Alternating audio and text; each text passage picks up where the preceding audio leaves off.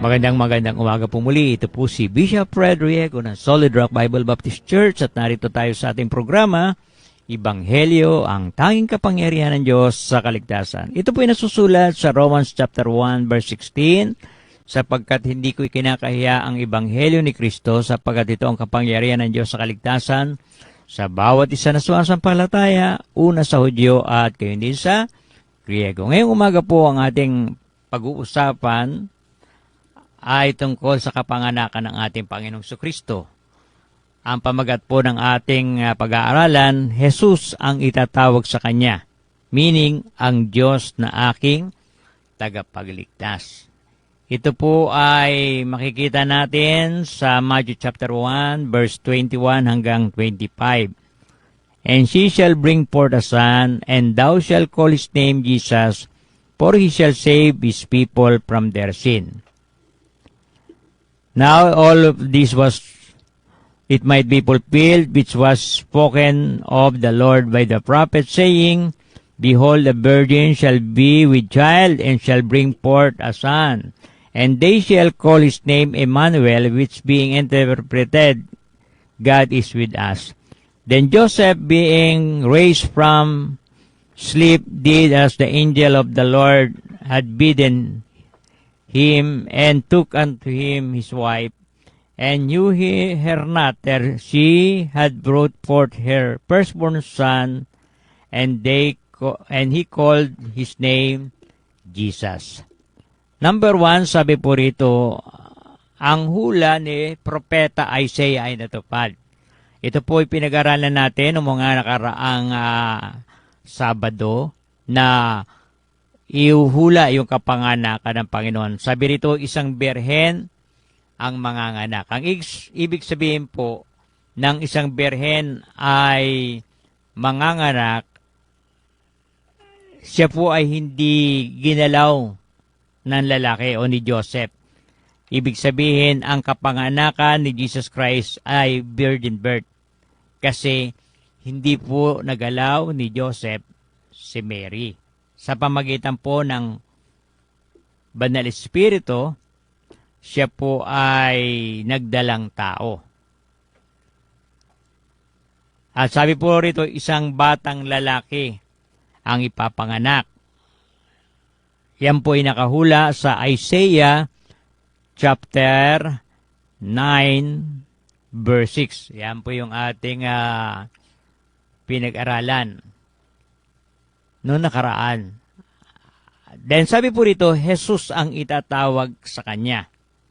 Ang ibig sabihin, ililigtas niya ang kanyang bayan. Jehovah, may Savior, ang Diyos na aking tagapagligtas. Kaya yung pagparito ng ating Panginoong Hesukristo ay para iligtas ang bayang Israel. Subalit, nung dumating po si Jesus Christ at ang pagliligtas ay para sa Israel, pero hindi po nila ito tinanggap hanggang sa kasalukuyan. Kaya sa Israel po, hindi sila nagse-celebrate ng Christmas. Hindi nagse-celebrate sila ng Pasko kasi hindi nila kinikilala ang pagpunta ng ating Panginoong Kristo dito sa sanlibutan. Kaya ang Biblia lang po ng Hudyo ay Old Testament. Yung New Testament, hindi po nila kinikilala sapagkat hindi nila tinatanggap yung pagparito ni Kristo. Kaya nga kahit na sila chosen people of God, hindi sila naliligtas sapagkat dumating na ang tagapagligtas, pero hindi nila tinanggap. At nung hindi nila tinanggap, ibinaling sa mga Gentile o Sentil ang kaligtasan. At tayo yon. Anumang bansa na hindi Hudyo, ang tawag po ay Gentile o Hintil. Walang kinikilalang Diyos. Ang tunay na nakakilala sa tunay na Diyos ay walang iba kundi ang mga Hudyo. Sila po yung tunay na nakakilala sa Diyos ni Abraham, ni Isaac, at ni Jacob. Pero dumating po na yung pangako ay natupad. Subalit, hindi tinanggap ng mga Hudyo si Jesus Christ. Kaya, nung hindi tinanggap ng mga Hudyo si Kristo, ibinaling po sa atin ang kaligtasan. Sabi po doon sa 1:14-6, sinabi ni Jesus, "Ako ang daan, ang katotohanan, at ang buhay. Sino man ay di makaparoon sa Ama, maliban sa pamamagitan ko." Kaya bagamat sila ay mga chosen people of God, pero hindi sila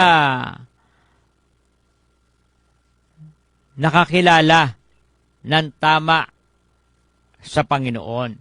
Kaya napakahalaga na maunawaan natin na ang kaligtasan ay walang bayad sa pamagitan ni Jesus Christ.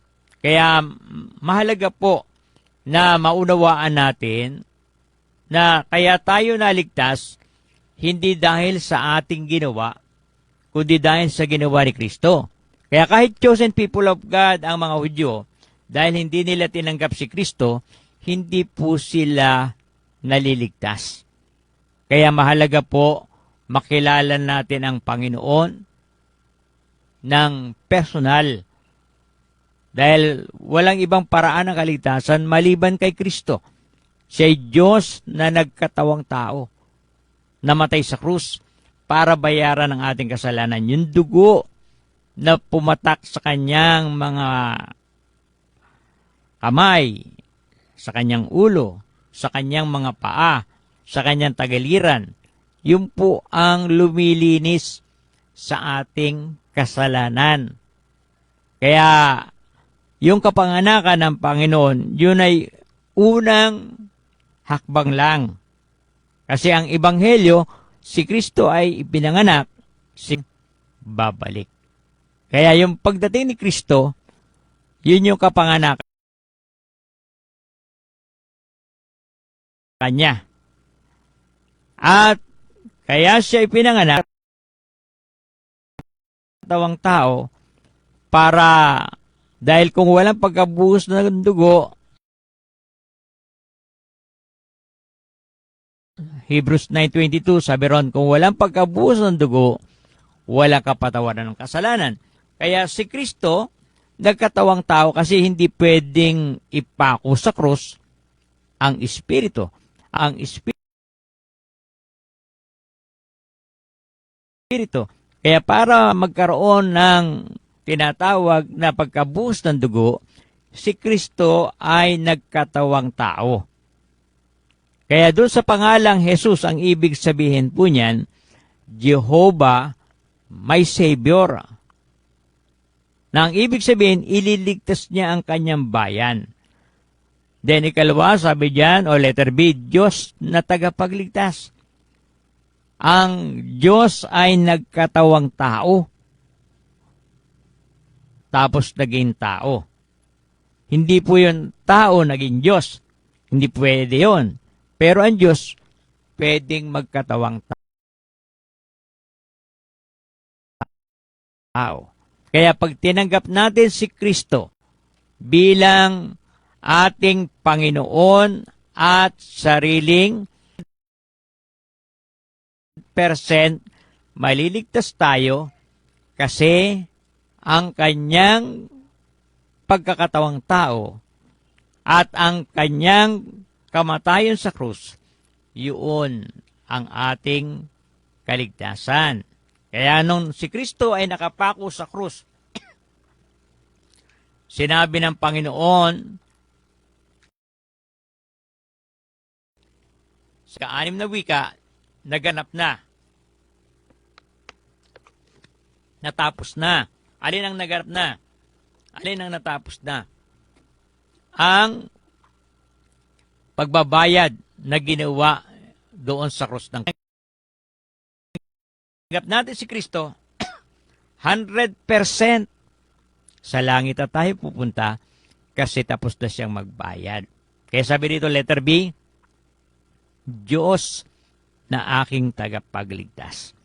Kaya yun po ang mensahe. Ngayon, kung hindi ka pa nakatitiyak ng kaligtasan, yung mensahe ng tinatawag na kapanganakan ni Kristo, ang mensahe ng Pasko ay hindi mo pa nasusumpungan. Kaya huwag natin sayangin yung pagkakataon makakilala ng tama. Then, ikatlo, sabi diyan, isang birhen ang mga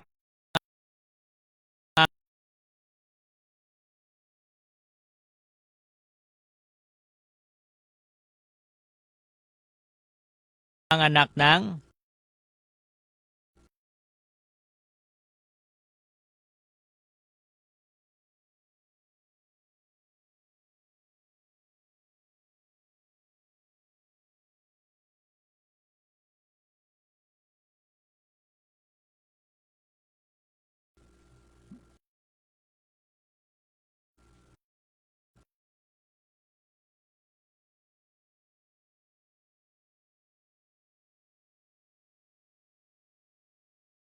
batang lalaki. At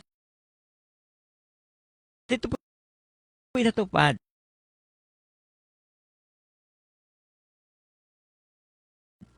Na si Kristo inula ng ilang libong taon at ito po'y naganap.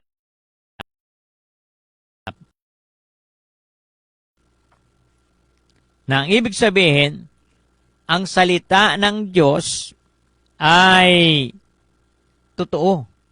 Yung salita ng Diyos ay tiyak na magaganap.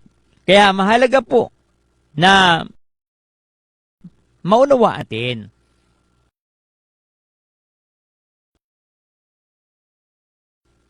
Ito po ay magaganap. Ganon din po yung mga nakasulat sa Biblia, sa Matthew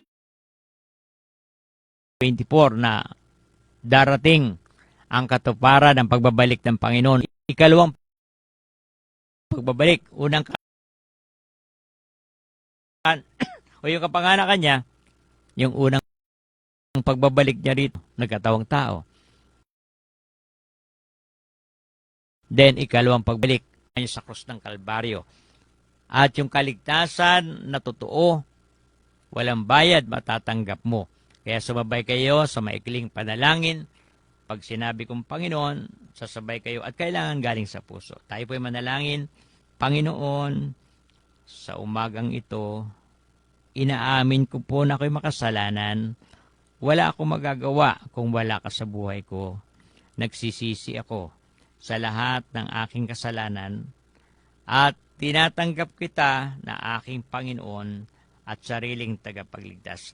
Nananampalataya po ako sa ginawa mo sa krus ng Kalbaryo. Kaya sa oras na ito, tinatanggap ko ito ng buong puso. Ang lahat ng ito ay aking dalangin sa matamis na pangalan ni Kristo Jesus. Amen.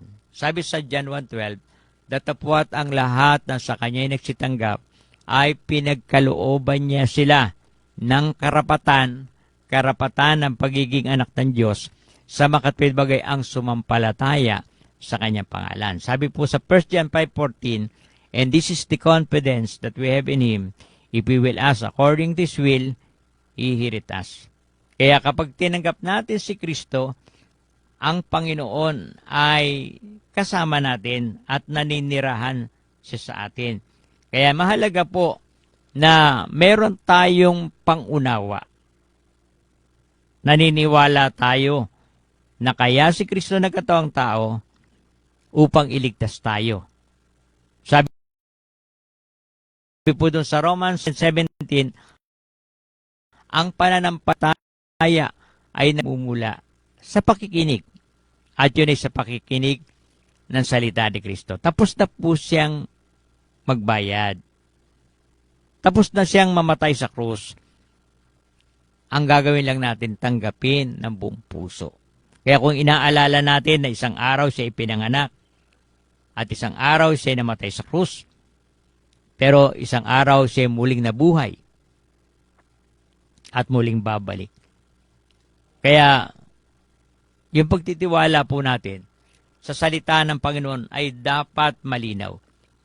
Dapat maging totoo sa ating puso, sa ating isipan, na yung ating tinanggap ay Diyos na tagapagligtas. Hindi tayo naligtas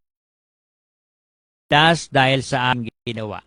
Hindi tayo naligtas dahil sa ating kabaitan. Hindi tayo naligtas dahil tayo ay mabuti. Tayo naligtas kasi may nagbayad na sa ating kasalanan at yun ay ang Panginoong Hesukristo. Sabi doon sa Titus 3:5, hindi tayo naligtas sa pamagitan ng ating katwiran, kundi sa kanyang kahabagan, tayo ay kanyang iniligtas. Nahabag lang ang Diyos sa atin. Kaya wala tayong ipagmamalaki, wala tayong masasabing anuman na kaya ako'y sa langit pupunta dahil sa aking ginawa. Hindi po. Sabi po sa Ephesians 2:8-9, sa biyaya kayo inaligtas sa pamagitan ng pananampalataya. Hindi sa pamamagitan ng gawa. Upang tayo ay magmapuri o magyabang. Kasi ang kaligtasan po ay libre. Tayo po ay naligtas sa biyaya ng Panginoon. Kinahabagan lang tayo ng Panginoon. Kaya nga, pag tinanggap natin ang buong puso si Kristo, magkakaroon na tayo ng kasiguraduhan na sa langit tayo pupunta kasi ang kaligtasan ay libre. Walang bayad. Kaya sabi nito, ang ibig sabihin ng Emmanuel, ang Diyos ay sumasa atin. Kasama natin ang Panginoon. Kaya sabi ito sa 1 John chapter 5 verse 12, ang kinaroroonan ng anak ay may buhay. Ang hindi kinaroroonan ng anak ng Diyos ay walang buhay. Ibig sabihin, naninira ang Panginoon Kristo sa ating buhay. Tayo ay sa langit na pupunta, hindi dahil sa ating kakayahan na gumawa ng mabuti, hindi sa atin ang credit, kundi sa Diyos. Kaya nga, sabi sa Bible, sa biyaya, kayo ay nangaligtas, hindi sa inyong mga sarili. Ito'y kaloob ng Diyos. Kaya hindi sa pamagitan ng gawa, upang ang sino man ay magmapuri o magmayabang. Ang kaligtasan po, walang bayad. Libre. Ang kailangan lang natin, tanggapin ng liwanag sa ating isip, sa ating puso. Kaya nga sabi doon, ang pananampalataya ay nanggagaling sa pakikinig at yun ay sa pakikinig ng salita ni Kristo. Kaya ngayong Kapaskuhan, lalo kayong magiging masaya kung ang mensahe ng Pasko ay masumpungan nyo. Maraming mga tao celebrate ng kapanganakan ni Kristo para sa material na bagay, para sa bonus, para sa iba pang bagay. Okay lang naman yung mga bagay na yan. Pero wag natin kalilimutan, ang tunay na mensahe ng Pasko ay yung kaligtasan. Yung ikaw ay wag nang pumunta sa dagat-dagatang apoy. Alam ng Diyos na mapapahamak ang tao. Kaya nga lagi natin sinasabi, related ang impyerno sa Pasko. Kung walang impyerno, wala rin Pasko. Dahil ano pang dahilan para magkatawang tao si Jesus Christ? Ano pa ang dahilan para siya bumaba? Dahil mayroong impyerno, ang Panginoong Hesukristo nagkatawang tao, namatay sa krus. Isipin po natin, hindi niya ginamit ang kanyang pagka-Diyos. Ngayon, pag sinabing hindi niya ginamit, nakaranas siyang magutom. Nakaranas siya ng pahirapan, paluin, tapos sampalin, lait-laitin. Bilang tao, nararamdaman po niya yon. Hindi niya ginamit yung kanyang pagiging Diyos na nung oras na siya'y sinasampal, yung oras na siya'y pinapalo, nararamdaman niya yung sakit, nararamdaman niya yung hirap, hindi niya po ginamit ang kanyang pagka-Diyos. Nakatulad ng mga superhero na napapanood natin na dahil sila ay superhero, kahit anong pahirap sa kanila, baliwala. Hindi sila nasasaktan kasi superhero sila eh. Bagamat hindi po yung totoo, katang-isip lang yun, pero itinuturo doon na yung mga superhero, hindi po nakakaramdam ng sakit kasi may kapangyarihan sila. Di lalo ng Diyos, dahil siya lumikha ng langit at lupa, lalo makapangyarihan. Pero hindi po niya ginamit ang kanyang pagiging Diyos. Hindi niya ginamit ang kanyang kapangyarihan. Kaya siya ay nauhaw. Siya po'y nagutom. Siya po'y napuyat. At naramdaman niya kung anong pakiramdam ng ordinaryong tao. Kasi hindi po ginamit ng Diyos ang power niya na ano man ang sabihin ng tao, baliwala. Pahirapan man siya, baliwala. Kasi Diyos siya. Pero hindi po niya ginamit ang kanyang pagiging Diyos. Dahil sa pag-ibig niya sa atin, binata niya o dinala niya ang tinatawag na hirap doon sa krus ng Kalbaryo. Tiniis niya ang lahat ng pasakit dahil sa atin.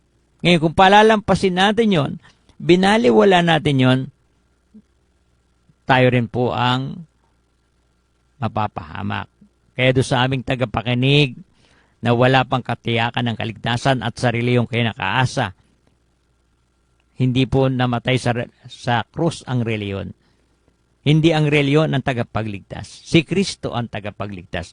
Kaya nga sabi doon sa 1:14-6, sinabi ni Jesus, ako ang daan, ang katotohanan, at ang buhay.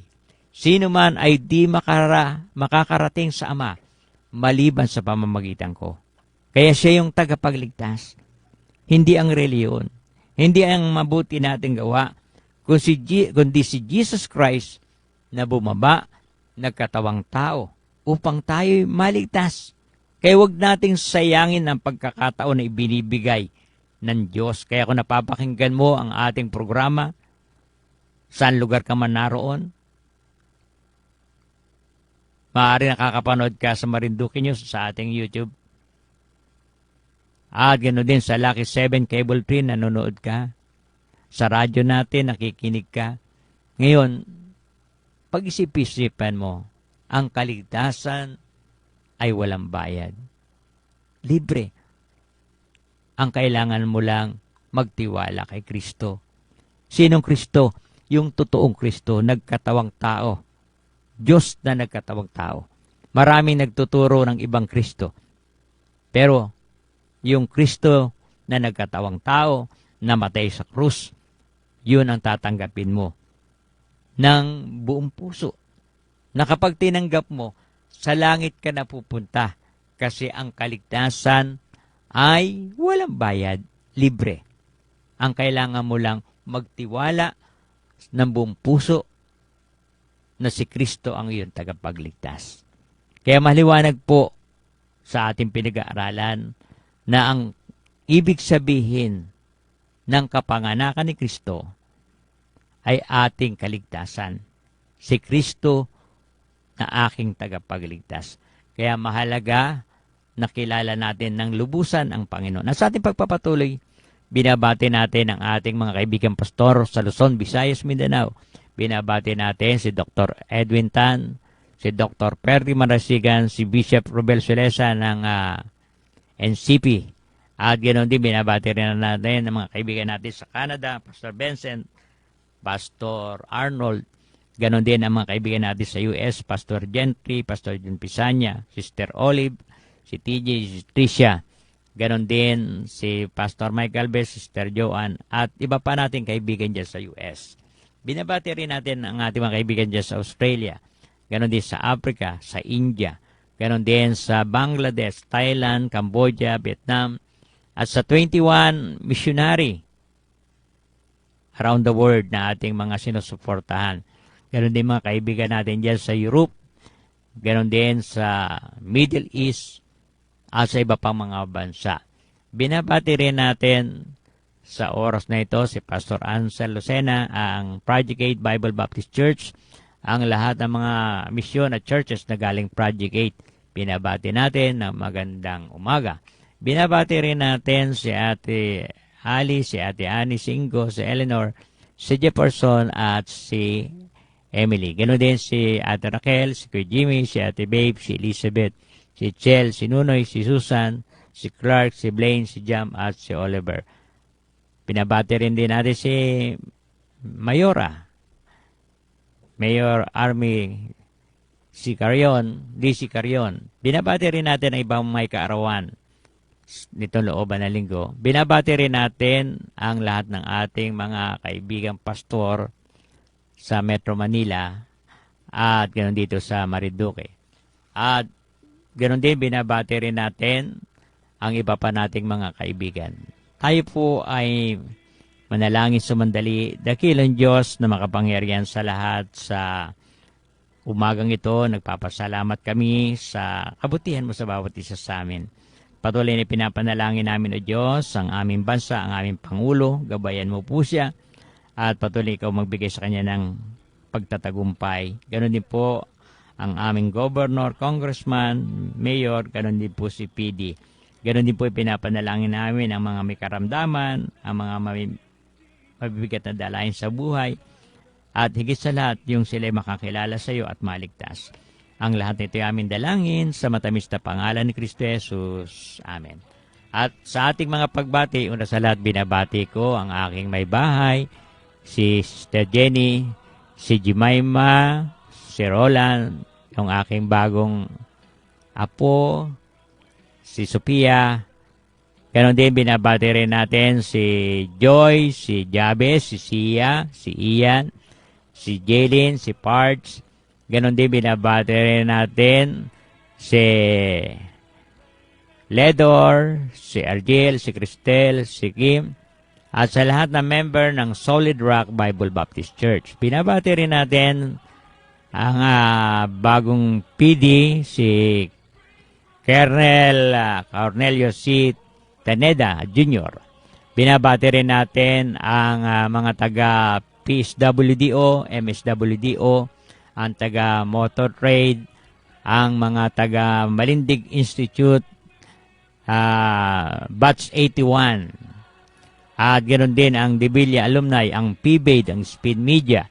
Ganoon din binabati rin natin ang mga taga Buwak Fire Station at Mugpug Fire Station, ang Buwak at Mugpug MPS. Ganoon din ang Team Saul or Team PD, Team Daniel, Team Moses. Binabati rin natin ang mga taga HPG. Ganon din binabati rin natin ang mga taga Mobile Force. Binabati rin natin si Ma'am Mercy, si Ma'am Ella, si Ma'am Magkawili, si Tatang Oka, si Ma'am Naling. At ganon din binabati rin natin ang mga taga Blue Building, sa Gwalayan, sa Karinderya, at ganon din sa mga grocery store. Ganon din mga